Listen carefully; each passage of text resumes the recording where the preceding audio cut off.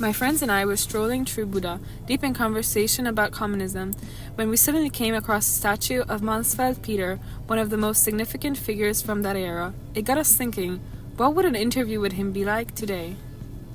Hello, Peter. Can you tell us a little about what was it like in growing up in Hungary? I was born in 1941, during World War II, in Budapest, where my family lived in poverty.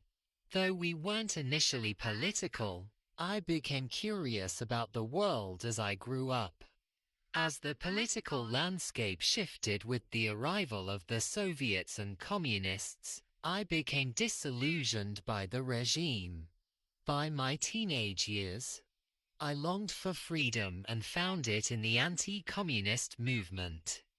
You were arrested in 1958. Could you share more about what had led to your arrest and the events surrounding that time? At 17, I was arrested with a small group of young people resisting the communists. We couldn't overthrow the regime, but we made our voices heard, organizing secretly and spreading hope. Eventually, the authorities caught on, raiding one of our meetings and arresting everyone. I felt both fear and a strange calm, knowing what was coming, though I never imagined how bad it would get. After your arrest, you spent time in prison. Can you tell us what it was like being there and what you experienced during that time? The first days in prison were a blur. Locked in solitary confinement and left in darkness, I endured physical and mental torture as they tried to force false confessions. Despite the isolation, I grew stronger, finding peace through reflection. I knew I had to endure to stay true to my The beliefs. trial was swift and the sentence was harsh. You were sentenced to death at just 18 years old. How did you feel about the verdict? At first, I couldn't understand. A death sentence at my age. I was just a boy. But then I realized it wasn't just about me. It was a message. The regime wanted to crush hope for change. Sitting in that courtroom, I looked at the judge without fear. I was at peace, full of resolve.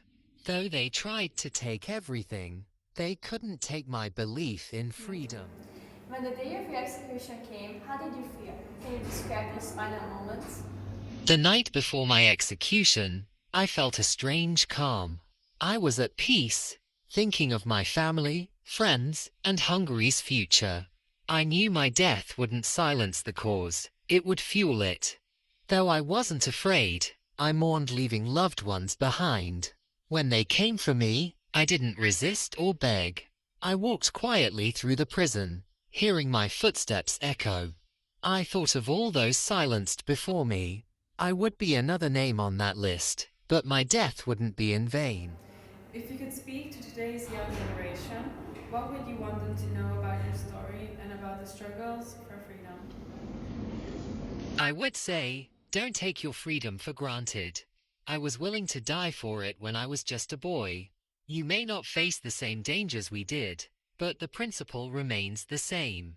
Always stand up for what is right, no matter the cost. Remember that freedom isn't free, it is hard-won, and it can easily be lost. The fight never ends, even when it seems like the battle is over.